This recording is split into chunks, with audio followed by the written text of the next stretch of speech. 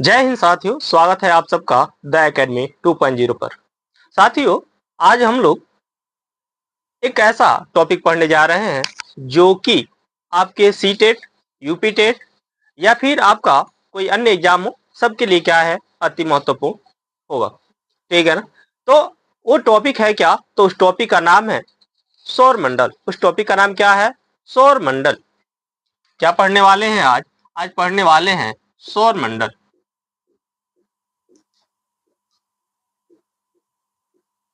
इस सौर मंडल को सोलर सिस्टम के नाम से जानते हैं। किस नाम से जानते हैं? सोलर सिस्टम के नाम से। किस नाम से जानते हैं? सोलर सिस्टम के नाम से जानते हैं। सबसे पहले हम लोग जानेंगे कि सोलर सिस्टम होता क्या है। सबसे पहले हम क्या जानेंगे कि सोलर सिस्टम क्या होता है।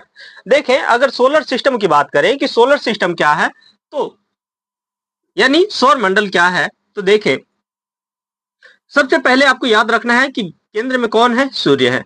इसके केंद्र में कौन है? सूर्य है।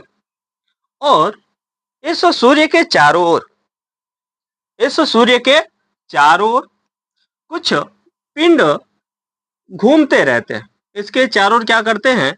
कुछ पिंड घूमते हैं। उन पिंडों में आपके ग्रह होते हैं, उपग्रह होते हैं, उल्का पिंड होते हैं, धूमकेतु होते हैं, व कुछ अन्य पदार्थ होते हैं। इन सभी के समूहों को, इन पूरे समूहों को मिला के क्या कहा जाता है? तो सौर मंडल कहा जाता है। बात समझ में आ रही है क्या? तो सौर मंडल क्या है? तो सूर्य तथा ग्रह, उपग्रह व उसके अन्य पिंड क्या, इनका जो सम्मिलित रूप है वो क्या कहलाता है? सौर मंडल कहलाता है। यानी इस सौर मंडल में क्या क्या आएगा? तो पहले इसके केंद्र में सूर्य होगा। इसके बाद क्या होंगे? इसके ग्रह होंगे, ग्रहों के उपग्रह भी इसमें शामिल होंगे। इसके साथ ही साथ इसमें धूमकेतु होंगे, धूमकेतु, उल्का पिंड होगा, उल्का पिंड आदि। ये सभी का सम्मिलित रूप जो है ये क्या कहलाता है? सौर मंडल कहलाता है। अगर पूछा जाए कि इस सौर मंडल का पिता किसे कहते हैं, ठीक है ना, यानी फादर ऑफ सोलर सिस्टम, ठीक है ना, फादर ऑफ सोलर सिस्टम।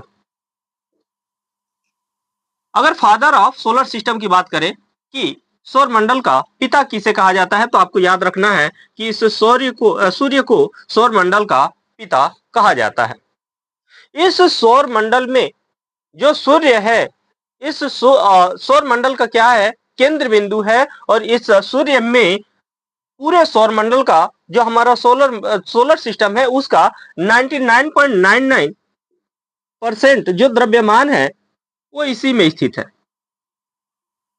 यानी अगर हम पूरे जो हमारा सौर मंडल है, उस पूरे सौर मंडल का अगर हम कहें कि उसका मास जो है कितना है, तो उसका 99.99 जो परसेंट है वो सूर्य में उसका द्रव्यमान निहित है, उसका मास निहित है।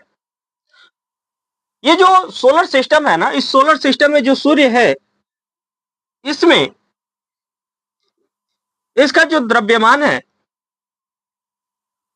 ये पूरे सोलर सिस्टम का यानी पूरे सौर मंडल का 99.99% इसमें निहित है। इसके साथ ही साथ देखें, ये जो सूर्य है ये किससे मिलके बना है? क्योंकि ये सूर्य क्या है? एक तारा है। सूर्य क्या है? एक तारा है। और तारा की विशेषता क्या होती है? तो तारा की एक विशेषता होती है कि वो दीप्तिमान होता है। कैसा होता है? दीप्त होता है। ठीक ठीक है। यानी आप वो एक तरह से पढ़ेंगे कि जो वस्तुएं होती हैं दो प्रकार की होती हैं। एक होती हैं दीप्त और दूसरी होती है अदीप्त या प्रदीप्त जिसको कहते हैं। एक होती है दीप्त वस्तु और दूसरा क्या होती है? अदीप्त या प्रदीप्त कहते हैं। अदीप्त, ठीक है ना। दीप्त वस्तु उसको कहते हैं जो अपना स्वयं प्रकाश उत्पन्न करता है, जो स्वयं अपने प्रकाश से चमकता है, उसे क्या कहते हैं? दीप्त वस्तु के नाम से जानते हैं। तो हमारा जो सूर्य है ये क्या क्या है? तो ये दीप्त है, अर्थात ये क्या है, तारा है। और तारा की विशेषता क्या होती है कि तारा कैसा होता है, दीप्त, अर्थात वो अपना सूर्य, अपना जो प्रकाश है वो स्वयं उत्पन्न करता है। अब जब ये अपना प्रकाश स्वयं उत्पन्न करेगा, इसके साथ ही साथ ये जो तारा है अर्थात जो सूर्य है, ये क्या करता है, तो ये आकाश गंगा चक्कर का चक्कर लगाता है। किसका चक्कर लगाता है, तो ये आकाश गंगा का चक्कर लगाता है। बात समझ में आ रही क्या? यानी जो हमारा सूर्य है वो किसका चक्कर लगा रहा है, तो ये आकाश गंगा का चक्कर लगा रहा है। अगर हम पूछें कि जब ये आकाश गंगा का चक्कर लगा रहा है तो बताएं कि इसका स्पीड कितना है, तो ये इसका अगर हम स्पीड की बात करें कि किस स्पीड से ये चक्कर लगा रहा है, तो आपको याद रखना है कि ये 250 किलोमीटर यानी 250 किलोमीटर पर सेकेंड की स्पीड से ये क्या कर रहा है, ये अपने पथ पे घूम रहा है। ठीक है ना?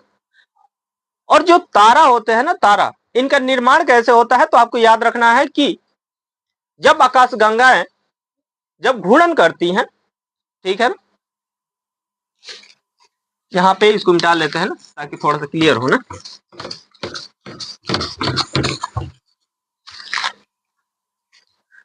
देखें, अगर हम तारा के निर्माण की बात करें कि ये तारा बनेगा कैसे, तो आप देखे थे कि ये क्या है, आकाश गंगा है, और इस आकाश गंगा के 3 घूर्णनशील भुजा है। कितने घूर्णनशील भुजा है, ये 3 घूर्णनशील भुजा है। 3 क्या है, ये घूर्णनशील भुजा है, 3 घूर्णनशील भुजा है। जब ये 3 घूर्णनशील भुजा है और इसका ये क्या है, केंद्र बिंदु है, इस केंद्र बिंदु को ही बल्ज कहा जाता है। इसे ही क्या कहा जाता है, बल्ज कहते हैं। इसे क्या कहते हैं, बल्ज कहते हैं। और इसके दूसरे हिस्से पे कौन स्थित है, तो सूर्य स्थित है। यानी इसके दूसरे, जो इसका दूसरी भुजा है, ये दूसरी भुजा, इसी पर कौन स्थित है, ये हमारा सूर्य स्थित है। ठीक है ना? तो हम जान रहे थे कि जो हम तारा की बात कर रहे थे कि तारा ये बना कैसे, तो जब ये घूर्णन करेगा, जब ये क्या करेगा, घूर्णन करेगा, तो आपको पता है कि यहाँ पे क्या स्थित है, यहाँ पे निहारिका है। क्या है, निहारिका। और इस निहारिका को पिछली क्लास में हम पढ़े थे कि निहारिका क्या होता है, तो ये धूल कणों और हाइड्रोजन जैसे गैसों का ये क्या होता है, एक बादल होता है। ये क्या होता है, बादल होता है, मेघ होता है। जब ये घूर्णन करेगा ऐसे बहुत तीव्र गति से, ठीक है ना, जैसे ही बहुत तीव्र गति से घूर्णन करेगा, तो यहाँ पे ये जो बादल है ना, ये बादल, ये क्या होंगे, यहाँ पे ये गोले के रूप में इसके पीछे भागेंगे। ठीक है ना? अर्थात ये एक गोले का रूप धारण कर लेगा। जब ये गोले का रूप धारण किया, ठीक है ना, तब ये अब धीरे धीरे क्या होगा, बढ़ेगा। और यही जब ये गोला जब आगे बढ़ेगा, तब इसी को क्या कहा जाएगा, तारा कहा जाएगा। इसी को क्या कहा जाएगा, तारा। तो आपको याद रखना है कि तारों का सर्वाधिक तारों का जो सर्वाधिक जो संकेंद्रण है, संकेंद्रण, तारों का जो सर्वाधिक संकेंद्रण है वो कहां मिलेगा आपको, इसके केंद्र के चारों तरफ। ठीक है ना? अब देखें, यहां इसके तीनों भुजाओं पे ऐसे ही क्या होंगे, तारों का निर्माण होगा, अर्थात लगातार तारों का निर्माण होता रहता है। आगे हम देखें कि जब ये तारे का निर्माण हुआ है तो इस तारे में है क्या, तो आपको याद रखना है कि मुख्य रूप से इसमें हाइड्रोजन गैस है। इसमें क्या है, मुख्य रूप से हाइड्रोजन गैस है।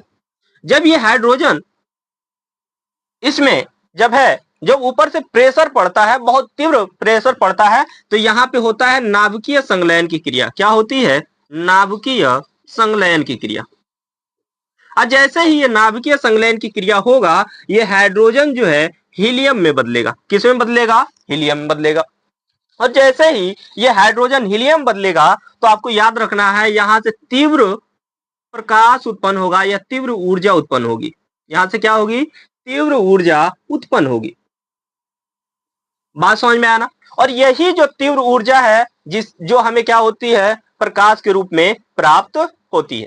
ठीक है ना? जो उसका एकमात्र उसका 1% भी हिस्सा हमारे पृथ्वी को प्राप्त नहीं होता। ठीक है ना? तो इस तरह से आप देख रहे हैं कि जो हमारा सूर्य है वो क्या है, एक तारा है, और उसमें क्या है, प्रकाश है।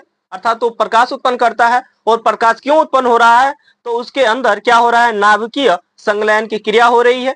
और इस नाभिकीय संलयन की क्रिया के अंतर्गत जब ये हाइड्रोजन इसके अंदर जो है, ये हाइड्रोजन किस में बदलेगा, हीलियम बदलेगा। तो यही हीलियम, जैसे ही ये हाइड्रोजन हीलियम बदलेगा तो ये इस प्रक्रिया के दौरान यहाँ पे क्या होगी, बहुत तीव्र मात्रा में ऊर्जा उत्पन्न होगी और साथ ही साथ यहाँ से प्रकाश भी उत्पन्न होगा।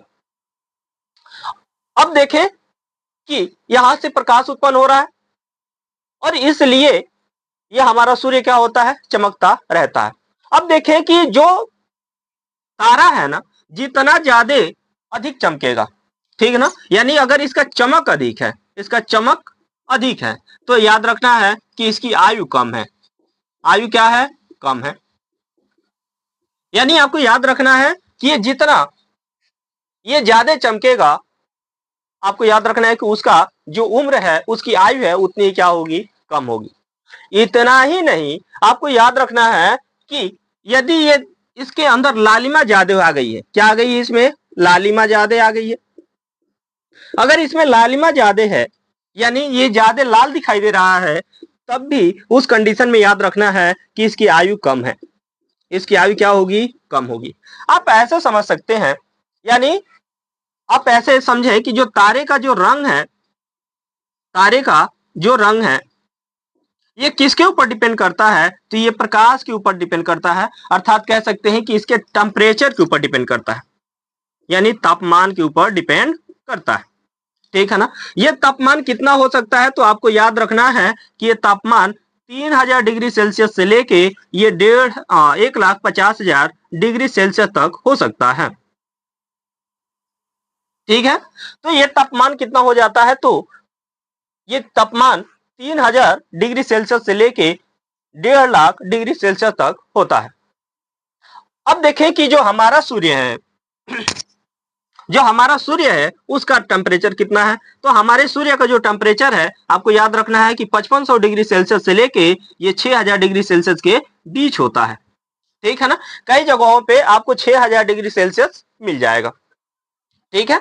अब ये देखें, अब जब इसका टेम्परेचर अगर 5500 से 6000 डिग्री सेल्सियस के बीच है, तब आपको याद रखना है कि इसका रंग कैसा होगा, तो आपको इसका रंग याद रखना है कि पीले रंग का नजर आएगा। इसलिए ये कैसा नजर आएगा, पीले रंग का नजर आएगा। इसलिए आपको याद रखना है कि हमारा जो सूर्य है उसको क्या कहा जाता है, तो उसको पीतवामन कहा जाता है। हमारा जो सूर्य है इसे क्या कहा जाता है, पीतवामन तारा कहा जाता है। इसे पीतवामन, इसे क्या कहते हैं, तो इसे पीतवामन के नाम से जानते हैं, ठीक है।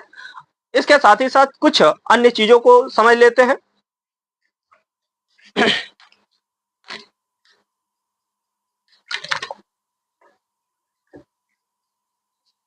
देखें, जो सूर्य है, अगर हम इसके आकार की बात करें, ठीक है ना, आई होप कि आपको ये चीज समझ में आई हो, ठीक है। आगे बढ़ते हैं, ठीक है। देखें,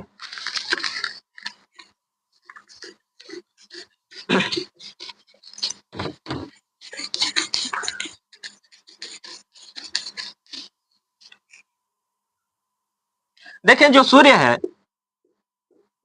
हमने देखा कि ये सूर्य क्या है, एक तारा है।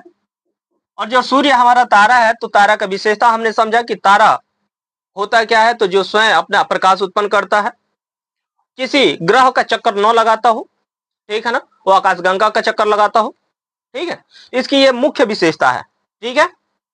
अब देखें, इसके साथ ही साथ अगर हम सूर्य की बात करें, तो इसका अगर आकार की बात करें, तो इसका आकार जो है, अगर हम अपने पृथ्वी से तुलना करें कि हमारी पृथ्वी से कितना गुना है, तो आपको याद रखना है हमारी पृथ्वी से 109 गुना ज्यादा बड़ा है। लेकिन इसका द्रव्यमान कितना है, द्रव्यमान यानी मास की बात करें, तो इसका द्रव्यमान 3,33,000 3,33,000 गुना है, ठीक है ना। किसके तुलना में, तो आपको याद रखना है कि पृथ्वी की तुलना में, पृथ्वी की तुलना में,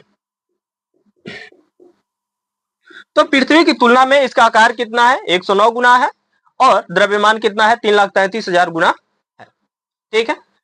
इसके साथ ही साथ देखें जो सूर्य का प्रकाशमान भाग दिखाई देता है, जो सूर्य का हमें क्या होता है, तो पृथ्वी से जो हिस्सा दिखाई देता है वो हिस्सा कैसा नजर आता है, तो प्रकाशमान नजर आता है।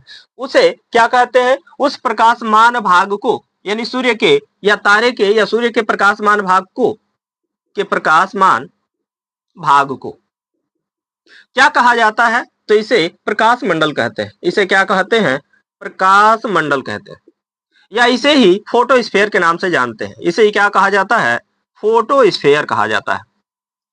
इसे किस नाम से जानते हैं, तो इसे फोटोस्फीयर के नाम से जानते हैं। आपको याद रखना है कि जब सूर्य ग्रहण लगता है, जब सूर्य ग्रहण लगता है तो जो इसका किनारे वाला जो भाग दिखाई देता है, ये इसे क्या कहते हैं, कोरोना। इसे क्या कहते हैं, कोरोना के नाम से जानते हैं।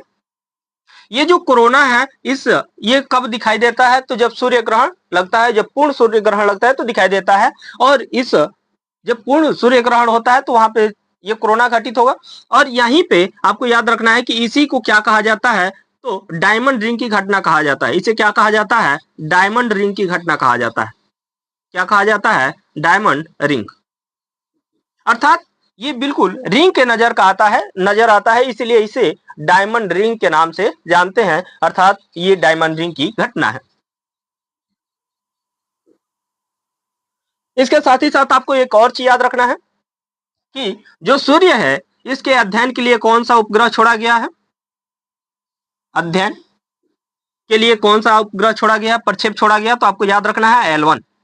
ठीक है ना, L1 प्रक्षेप किसके लिए छोड़ा गया है, तो जो सूर्य है, सूर्य के अध्ययन के लिए जो प्रक्षेप छोड़ा गया है उसका नाम क्या है, L1 है। ठीक है, आगे बढ़े। अब आगे हम देखते हैं कि हमने देखा कि सूर्य जो सौर मंडल है, सौर मंडल का जो केंद्र भाग है, ठीक है, जो मुखिया है वो कौन है, सूर्य है। ठीक है ना, ये सूर्य क्या है, सौर मंडल का मुखिया है। ये क्या है, सौर मंडल का मुखिया है। सौर मंडल का क्या है, ये मुखिया है। ठीक है, आगे देखें हम।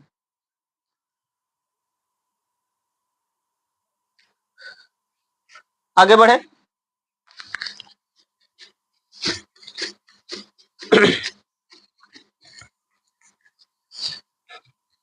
देखें, जब सौर मंडल पढ़ रहे हैं तो इस सौर मंडल में आपको याद रखना है कि सौर मंडल, यानी इसे सौर मंडल को क्या कहते हैं, सौर परिवार कहते हैं। सौर मंडल को क्या कहते हैं, सौर मंडल को ही क्या कहते हैं, सौर परिवार कहते हैं सौर परिवार। और जब परिवार की बात है तो परिवार में घर के पूरे सदस्य शामिल होते हैं। और जब घर के पूरे सदस्य शामिल हैं, इसका मतलब कि जब हम यहाँ सौर मंडल की बात कर रहे हैं, सौर परिवार की बात कर रहे हैं, तब यहाँ भी वो सभी पिंड शामिल होंगे जो इस सौर परिवार के अंतर्गत आते हैं। अगर हम बात करें कि इसके अंतर्गत कौन कौन आते हैं, तो इसके पहले हम पहले ही देख चुके हैं कि पहले तो कौन है, सूर्य है, जिसके बारे में हम लोग क्या कर चुके हैं, पढ़ चुके हैं। इसके अलावा ग्रह है, ग्रह के बाद कौन है, उपग्रह है, उल्का पिंड है, उल्का पिंड, धूमकेतु, धूमकेतु, धूमकेतु और क्षुद्र ग्रह आदि हैं, क्षुद्र ग्रह आदि। अब इसमें सबसे पहले हम बात करते हैं अब ग्रह की। किसकी बात करते हैं, ग्रह की। सबसे पहले हम जाने कि ग्रह होते क्या हैं। ग्रह यानी प्लैनेट। ठीक है, सबसे पहले जाने कि ये प्लैनेट यानी ग्रह क्या है। ठीक है ना, तो आपको याद रखना है कि इसके लिए कुछ परिभाषाएं दी गई हैं, इसके लिए कुछ मानक निर्धारित की गई हैं। ऐसा नहीं कि ऐसे उठे और जितने पिंड दिख रहे हैं सबको हम कहते चले कि ये क्या है, ये तारे, ये सभी ग्रह हैं। ऐसा नहीं है, उसके लिए कुछ मानक दिए गए हैं।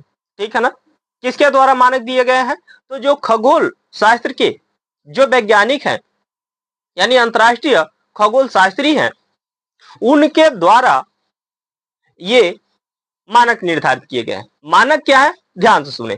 पहला मानक है कि ये सभी पिंड क्या करने चाहिए, सूर्य का चक्कर लगाने चाहिए। ये सभी क्या करने चाहिए? सूर्य का चक्कर लगाते हो। पहला मानक क्या है? तो सूर्य का चक्कर लगा रहे हो।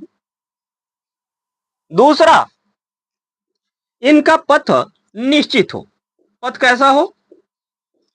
निश्चित हो, अर्थात एक निश्चित पथ पर ये गतिमान हो। तीसरा,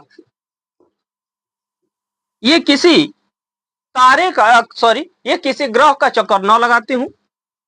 किसी, चूंकि ये तो जब हम ग्रह को पढ़ेंगे तो उसमें शामिल होगा, लेकिन यहां पे आपको याद रखना है। फिर एक चीज और तीसरा याद रख सकते हैं कि ये अपना स्वयं का प्रकाश उत्पन्न न करता हो, इसका स्वयं का प्रकाश न हो, स्वयं का प्रकाश न हो, का प्रकाश न हो। क्योंकि स्वयं का प्रकाश होना ये किसका विशेषता है? तो ये तारे का विशेषता है। स्वयं का प्रकाश होना किसकी विशेषता है? ये तारे की विशेषता है। बात समझ में आ रहा है ना? तो जब हम तारे की नहीं बात कर रहे हैं, हम बात कर रहे हैं किसके? ग्रह की। इसका मतलब कि यहाँ पे इसका स्वयं का प्रकाश नहीं होना चाहिए। तो पहला मानक क्या है? पहला मानक यह है कि सूर्य का चक्कर लगाना चाहिए, ठीक है। दूसरा कि इसका जो पथ है वो कैसा होना चाहिए? निश्चित पथ होना चाहिए। और तीसरा कि इसका स्वयं का प्रकाश नहीं होना चाहिए। इस मानक के आधार पे अगर कुल ग्रहों की बात करें कि कुल ग्रहों की संख्या कितनी है, कुल ग्रहों की संख्या, तो जब हम कुल ग्रहों की संख्या की बात करते हैं कि कुल ग्रहों की संख्या कितनी होगी, तो आपको याद रखना है कि कुल ग्रहों की संख्या 8 है। यानी टोटल प्लानेट कितने हैं हमारे सौर मंडल में? तो आपको याद रखना है कि टोटल 8 है, ठीक है ना। ये टोटल 8 ऐसे प्लानेट है जिन्हें हम क्या कहते हैं? ये टोटल 8 है जिन्हें हम क्या कहते हैं? प्लानेट कहते हैं, ग्रह कहते हैं, ठीक है। आगे बढ़े। अगर हम इनके नाम की बात करें कि इन ग्रहों का नाम क्या है, ठीक है ना। तो जब हम इनके नामों की बात करेंगे तो आपको याद रखना है कि इसके नाम क्या है ना। तो इसके नाम, किसके नाम की बात कर रहे हैं? तो हम कुल ग्रहों की बात कर रहे हैं, ठीक है ना। ध्यान से याद रखना है। सबसे पहले आएगा बुध। कौन आएगा? बुध है। बुध के बाद याद रखना है शुक्र। कौन है? शुक्र। शुक्र के बाद याद रखना है आपको पृथ्वी। कौन है? पृथ्वी। पृथ्वी का याद रखना है मंगल। मंगल के बाद याद रखना है बृहस्पति। और बृहस्पति के बाद याद रखना है शनि। और शनि के बाद आएगा अरुण। और अरुण के बाद आएगा वरुण। अरुण के बाद कौन आएगा? वरुण आएगा। तो ये टोटल 8 ग्रह हैं। ये टोटल कितने ग्रह हैं? ये टोटल 8 ग्रह हैं, ठीक है ना। कौन कौन से ग्रह हैं एक बार देखते हैं। बुध, शुक्र, पृथ्वी, मंगल, बृहस्पति, शनि, अरुण और वरुण। ये 8 हमारे ग्रह हैं, ठीक है ना। ऐसा नहीं कि पूरे आकाशगंगा में, पूरे ब्रह्मांड में केवल यही ग्रह है, ऐसा नहीं है। हम बात कर रहे हैं अपने सौर मंडल की, जिसमें हमारा सूर्य स्थित है। उस सौर मंडल में एक सूर्य है और ये 8 ग्रह हैं। ये कितने ग्रह हैं? 8 ग्रह है। बात समझ में आ रहा है क्या? अब इन 8 ग्रहों में और सूर्य में अगर हम पूछे, यहाँ पे एक चीज और, यहाँ पे एक प्रश्न बनता है, उसको आपको याद रख लेना है कि सौर मंडल का सबसे बड़ा पिंड पूछा जाए, ठीक है ना, कि सौर मंडल का सबसे बड़ा पिंड कौन सा है, तो आपको दो चीजों को थोड़ा सा ध्यान से रखना है, ठीक है ना। जब ग्रहों में पूछा जाए कि ग्रहों में सबसे बड़ा ग्रह कौन सा है, तो आपको याद रखना है बृहस्पति। ये क्या है? सबसे बड़ा ग्रह है, सबसे बड़ा ग्रह। लेकिन अगर ये ग्रह नहीं कहा गया, केवल और केवल ये पूछा गया कि सौर मंडल का सबसे बड़ा पिंड कौन सा है, और वहां पे सूर्य ऑप्शन में न हो, जब ये पूछा जाए कि सौरमंडल का सबसे बड़ा पिंड कौन सा है और ऑप्शन में सूर्य न हो, तब किसको हम ऑप्शन में चूज करेंगे? बृहस्पति को। किसको चूज करना है? बृहस्पति को। लेकिन यहां पे एक ध्यान देने वाली बात है, पूछा क्या गया? सौर मंडल का सबसे बड़ा पिंड। क्या पूछा गया? सौर मंडल का सबसे बड़ा पिंड। जब सबसे बड़े पिंड की बात की जाएगी कि सौर मंडल का सबसे बड़ा पिंड कौन सा है, तो आपको याद रखना है कि सौर मंडल का सबसे बड़ा पिंड जो है वो सूर्य है। ठीक है ना? तो सूर्य क्या है? सौर मंडल का सबसे बड़ा पिंड है। सौर मंडल का सबसे बड़ा पिंड है, सबसे बड़ा पिंड। तो जब भी आपसे पूछा जाए कि सौर मंडल का सबसे बड़ा पिंड कौन सा है, तो आपको याद रखना है सूर्य है। और केवल ये पूछा जाए कि सबसे बड़ा ग्रह कौन सा है, तो आपको याद रखना है कि बृहस्पति है।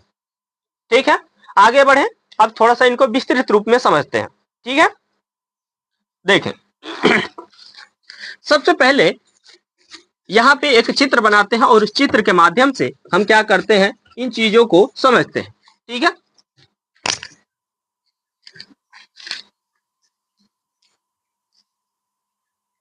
यहां पे हम मान लेते हैं कि ये क्या है, ये सूर्य है। ये क्या है? सूर्य है। इस सूर्य के बाद यहां पे ये पिंड है जो क्या कर रहे हैं, चक्कर लगा रहे हैं। कितने हो गए? 2 4 6 7, और यहां पे एक पिंड हो गया 8। अब देखें, यहां पे जो पिंड है ये छोटा है, इससे ये थोड़ा बड़ा है। यहां पे ये जो है बड़ा है, इससे ये बड़ा है और छोटा है। यहां पे एक पिंड है, उसके बाद से यहां एक पिंड है, यहां है, और एक पिंड यहां है। ठीक है, हमने देखा कि ये क्या है, ये इस पथ पे क्या कर रहे हैं, लगातार घूम रहे हैं। ठीक है ना? हम देख रहे हैं कि यहाँ पे अगर हम इस पूरे को अगर एक सर्कल बनाएंगे, क्या बनाएंगे? जब सर्कल बनाएंगे तो ये क्या बन जाएगा, एक पूरा सर्कल बनेगा। बात समझ में आना? लेकिन आपको याद रखना है कि ये कंप्लीट सर्कल नहीं है। ठीक है ना? जैसे स्पाइरल देखें, स्पाइरल यानी कभी आप किसी डंडी पे, ठीक है ना, सब्जी के जो लताएं होती हैं, अगर उसको आप चढ़ते हुए देखे हो, या किसी सर्प को इस पे चढ़ते हुए देखे हो, या फिर आप ऐसा समझ सकते हैं कि आपके पास स्पाइरल नोट्स होगा। क्या होगा? Spiral notes. स्पाइरल नोट्स में आप देखेंगे कि ये छिद्र होता है थोड़ा थोड़ा, और इसमें क्या होता है, इस तरह से एक बाइंडिंग होती है। ठीक है ना? इस तरह से क्या होती है, एक बाइंडिंग होती है ऐसा करके। ठीक है ना? अर्थात इसको अगर हम इस पे चलाना चाहें तो कुछ इस तरह से ये चलेगा। ठीक है, अर्थात ये ऐसे करके चलेगा। समझ में आ रहा है ना? तो अगर स्पाइरल नोट्स की बात करेंगे तो वो भी कुछ ऐसे ही चलता है, ऐसे।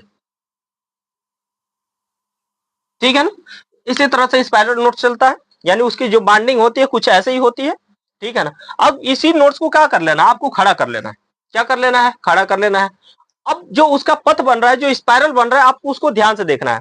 जो बीच में ये जो पेज है ना, यहाँ पे जो इसके स्पाइरल के बीच में जो पेज है, आपको मान के चलना है कि वही सूर्य है। आपको क्या मान के चलना है कि वही क्या है, सूर्य है। और उसके चारों तरफ क्या कर रहा है, इस स्पाइरल को क्या करो, आप घुमाओ ऐसे। जब घुमाएंगे तो आप देखोगे कि ये आगे बढ़ता जाएगा। ये क्या होता जाएगा, आगे बढ़ता जाएगा। ठीक उसी तरह से सूर्य भी क्या कर रहा है, आगे बढ़ रहा है। इसके जैसे क्या कर रहा है, ये सूर्य लगातार आगे बढ़ रहा है, और ये जो पिंड है ये इसी स्पाइरल पथ पे क्या कर रहे हैं, इसका चक्कर लगाते हुए आगे बढ़ रहे हैं। मतलब समझे कि ये सूर्य है।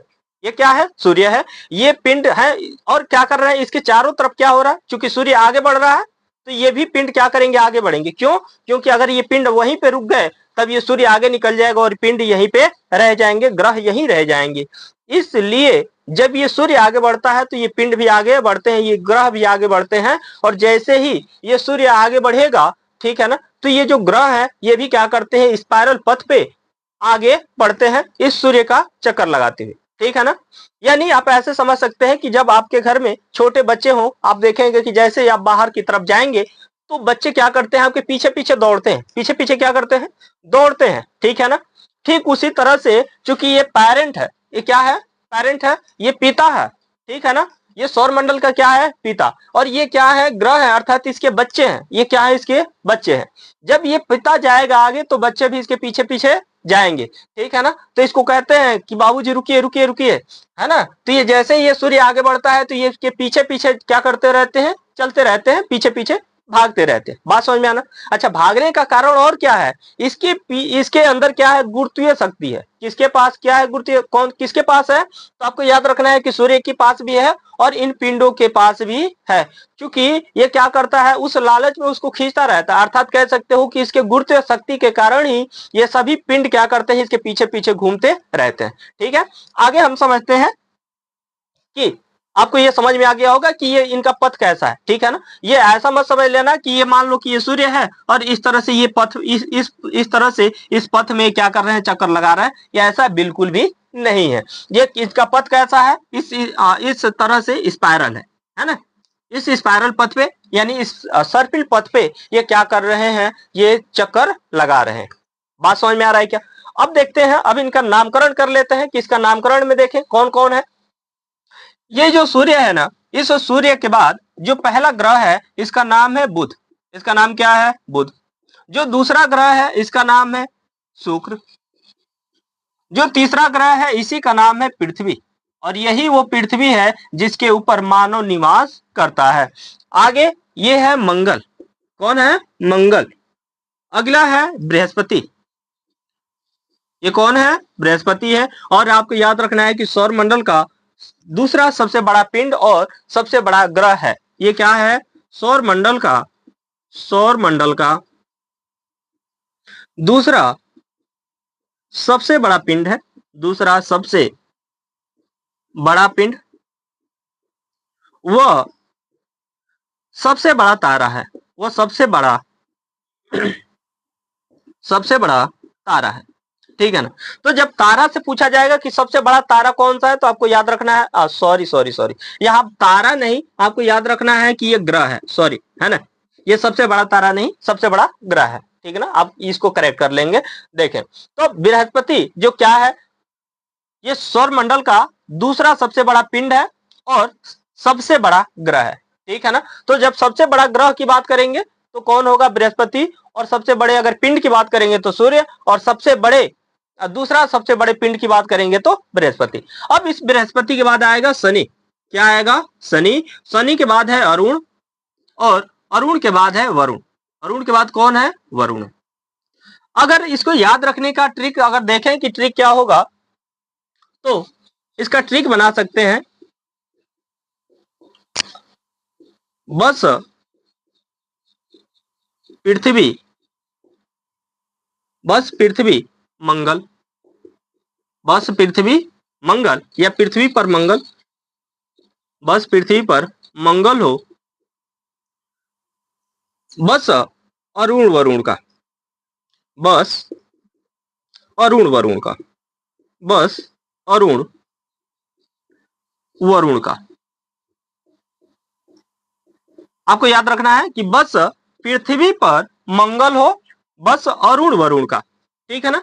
इसमें आपको याद रखना है, इसमें जो ये पर है इसका यहाँ कोई मतलब नहीं है, यहाँ पे जो हो है इसका भी कोई मतलब नहीं है। इसको केवल सेंटेंस बनाने के लिए कंप्लीट किया गया है।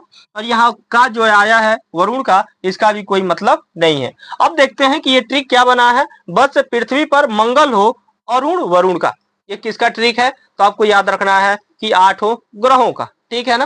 तो यहाँ ब से याद रखना है, इससे पहले ब से याद रखना है बुध, स से याद रखना है शुक्र, पृथ्वी तो पृथ्वी है, ये है, उसके बाद से मंगल है, उसके बाद से बस, तो फिर ब आया तो बृहस्पति, और स से फिर से क्या होगा? शनि, अरुण से क्या होगा? अरुण, और वरुण से क्या होगा? वरुण। तो ये 8 ग्रह हैं जो हमारे सौर मंडल में स्थित हैं।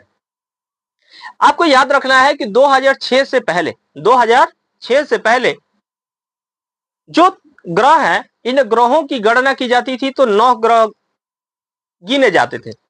ग्रहों की गणना जब की जाती थी तो ग्रहों की संख्या कितनी बताई जाती थी? 9 बताई जाती थी। तो आपको याद रखना है कि वो 9वां जो ग्रह है वो कौन सा था। ठीक है ना। तो जब 9वां ग्रह की बात करें कि 9वां जो ग्रह है वो था प्लेटो। क्या था? Sorry, Pluto. कौन है? प्लूटो, है ना।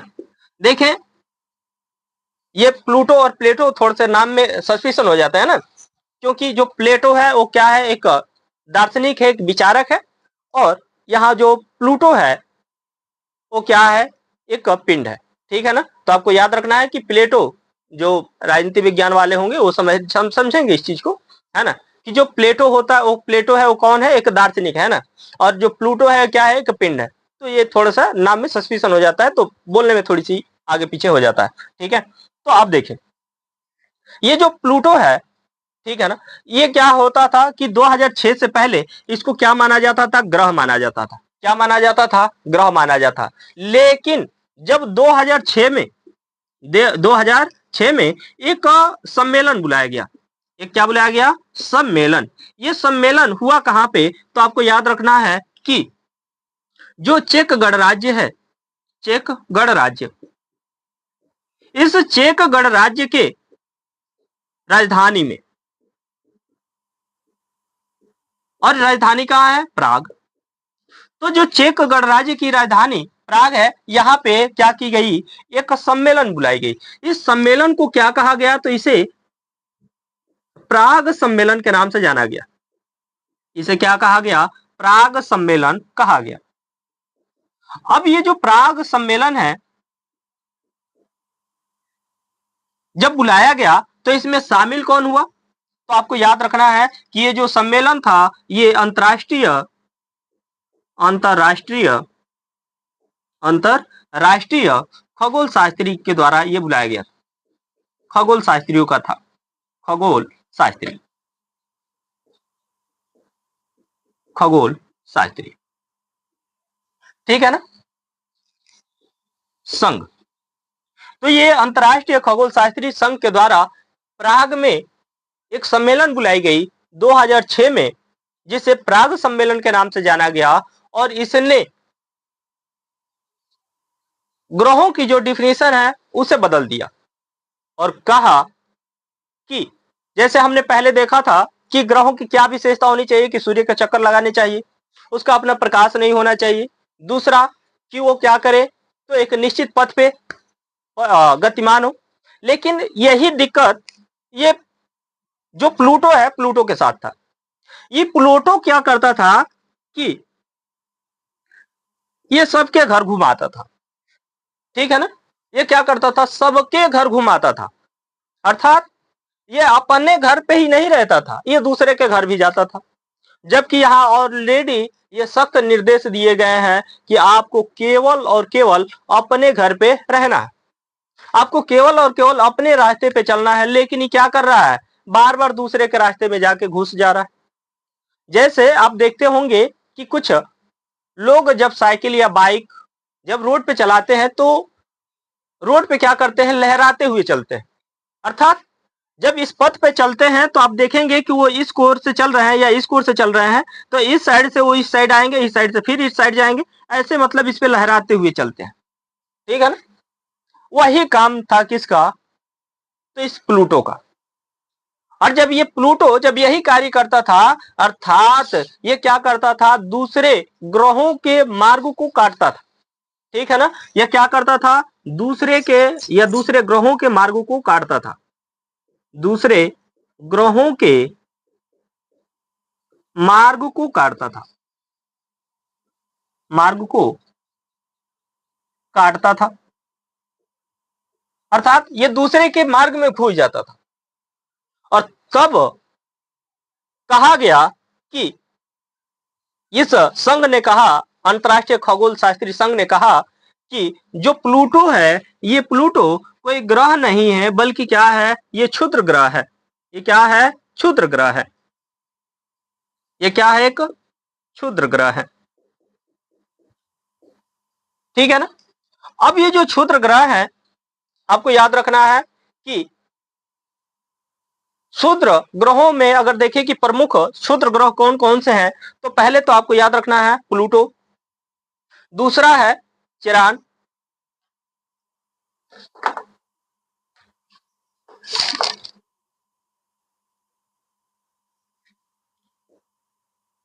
प्लूटो, चिरान, सेरस, ठीक है। तो ये जो तीन है, ये क्या है, क्षुद्र ग्रह है। ये क्या है, क्षुद्र ग्रह है, ठीक है ना। अब हम आगे बढ़ते हैं कि अब ग्रहों से संबंधित अन्य पॉइंट क्या हो सकते हैं, इसके बारे में जानते हैं।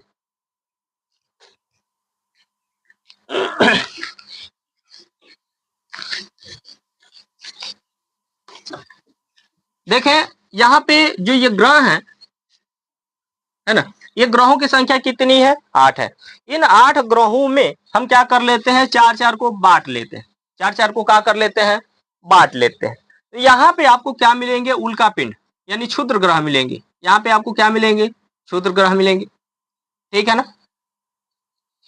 और यही क्षुद्र ग्रह क्या होते हैं, कभी कभी ये निकल के यहाँ से आते हैं तो पृथ्वी तक क्या हो जाते हैं, पहुंच जाते हैं, ठीक है ना। इसी को कहा जाता है एस्टेरॉइड या एस्टेरॉइड बेल्ट, ठीक है ना। या क्षुद्र ग्रह का ये कह सकते हैं कि क्षुद्र ग्रह बेल्ट कहा जाता है, या फिर एस्टेरॉइड बेल्ट के नाम से इसको जानते हैं। ये कहाँ मिलेगा, मंगल और बृहस्पति के बीच में। अब यहीं से हम क्या कर रहे हैं, इसे 2 भाग में बांट लिए। इधर 4 हो गए और इधर 4 हो गए। जो इधर वाले 4 हैं, जो सूर्य की तरफ है, इनका नाम है बुध, शुक्र, पृथ्वी और मंगल। जो बाद वाले हैं उसका नाम है बृहस्पति, शनि, अरुण और वरुण। ये 4 इधर है और 4 इधर है। जब ये 4 इधर है और 4 इधर है, तब आपको याद रखना है कि इनकी जो संरचना है वो पृथ्वी के जैसे है। अर्थात पृथ्वी जिन पदार्थों से निर्मित है, ठीक, पृथ्वी जैसे पदार्थों से इन सभी पिंडों का निर्माण हुआ है, ठीक है ना। अर्थात ये के पृथ्वी के समान पदार्थ वाले, पृथ्वी के समान पदार्थ से निर्मित है। इसलिए इन्हें क्या कहा जाता है, तो इन्हें पार्थिव ग्रह कहा जाता है। इन्हें क्या कहा जाता है, पार्थिव ग्रह कहा जाता है। इन्हें चूंकि ये अंदर की तरफ है, इसलिए इन्हें आंतरिक ग्रह कहा जाता है। इन्हें क्या कहा जाता है, आंतरिक ग्रह कहा जाता है। इन्हें ही टेरेस्ट्रियल ग्रह कहा जाता है, या टेरेस्ट्रियल टेरेस्ट्रियल टेरेस्टेरियल है ना, रियल टेरेस्टेरियल है ना, प्लानेट कहा जाता है या ग्रह कहते हैं। सॉरी, थोड़ा करेक्ट कर लेना, ठीक है। अब देखें तो हम देख रहे हैं कि जो ये मंगल और बृहस्पति के बीच में जो एस्टेरॉइड बेल्ट है, यहां से जो अंदर की तरफ है, इन्हें क्या कह रहे हैं, तो इन्हें ही आंतरिक ग्रह कह रहे हैं। इन्हें क्या कह रहे हैं, आंतरिक ग्रह कह रहे हैं। चूंकि ये किससे निर्मित है, पृथ्वी जैसे समान पदार्थों से निर्मित है। अर्थात कह सकते हैं कि ये चट्टानों से निर्मित है।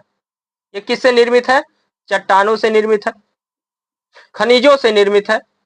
अर्थात इसमें क्या है, खनिज पदार्थ मिलेंगे, ठीक है ना, वह अन्य चीज मिलेंगे, वह अन्य। लेकिन जो ये बाहर की तरफ है, ठीक है ना, इनका जो निर्माण है वो बृहस्पति के समान पदार्थ वाले पदार्थ से क्या हुआ है, इनका निर्माण हुआ है। अर्थात इनका निर्माण किससे हुआ है, तो बृहस्पति के समान पदार्थ से, बृहस्पति के समान, या कह सकते हैं कि बृहस्पति के जैसे पदार्थ से क्या हुआ है, समान पदार्थ से निर्मित है। जब इससे निर्मित है, इसलिए इसे क्या कहा जाता है, तो इसे कहा जाता है जोवियन ग्रह। क्या कहा जाता है, इसे जोवियन ग्रह कहा जाता है। क्या कहा जाता है, जोवियन ग्रह या जोवियन प्लैनेट कहते हैं इसे ही। चूंकि यहां से ये अंदर की तरफ है तो इसे आंतरिक ग्रह कह रहे हैं, तो ये यहां से बाहर की तरफ है, इसलिए इसे क्या कहा जाएगा, बाह्य ग्रह के नाम से जाना जाएगा। तो इसे क्या कहा जाएगा, इसे कहा जाएगा बाह्य ग्रह। इसे क्या कहा जाएगा, बाह्य ग्रह के नाम से जानेंगे। बात समझ में आ रहा है। तो हमने देखा कि जो सौर मंडल है, सौर मंडल में 8 ग्रह हैं। उन 8 ग्रहों में जो एस्टेरॉइड बेल्ट वाला है, अर्थात बृहस्पति और मंगल के बीच में, ठीक है, तो यहां से देख रहे हैं कि ये 2 भाग में विभाजित हो रहा है। एक यहां से अंदर की तरफ हो रहा है, यानी यहां से एक सूर्य की तरफ है, और दूसरा यहां से एक बाहर की तरफ चला जा रहा है। जो एस्टेरॉइड बेल्ट से जो अंदर की तरफ है सूर्य तक, इसे क्या कहते हैं, आंतरिक ग्रह कहते हैं। इन्हें पार्थिव ग्रह या टेरेस्ट्रियल ग्रह के या प्लैनेट के नाम से जानते हैं। और यहाँ से जो बाहर की तरफ है, जिनका निर्माण बृहस्पति जैसे समान पदार्थों से, जैसे बृहस्पति जिन पदार्थों से निर्मित हुआ है, उस उन्हीं पदार्थों से इन ग्रहों का भी निर्माण हुआ है, इसलिए इन्हें क्या कहा जाता है, जोवियन या बाह्य ग्रह कहा जाता है। अगर ऐसे देखें कि इनका निर्माण किससे हुआ है, तो आपको याद रखना है कि इनका निर्माण गैसों से हुआ है। इनका निर्माण कैसे हुआ है, तो निर्माण गैसों से हुआ है। ये गैसों से क्या है, निर्मित है, ठीक है ना। और ये किससे निर्मित है, तो ये चट्टानों और खनिजों अन्य पदार्थों से क्या है, ये निर्मित है। बात समझ में आया ना। जैसे पृथ्वी का निर्माण कैसे है, चट्टानों से है ना, अन्य पदार्थों से है, उसमें तमाम तरह के खनिज हैं, 24 तरह के जो मुख्य खनिज है उसमें 8 प्रमुख है। उसी तरह से यहाँ पे ये इन सभी में वो खनिज पदार्थ मिलेंगे, लेकिन यहाँ से जब हम इधर की तरफ जाएंगे तो इनका निर्माण किससे हुआ है, गैसों से हुआ है। इसलिए इन्हें क्या कहते हैं, तो इन्हें बाह्य ग्रह या जोवियन ग्रह के नाम से जानते हैं। ठीक है, आगे बढ़े।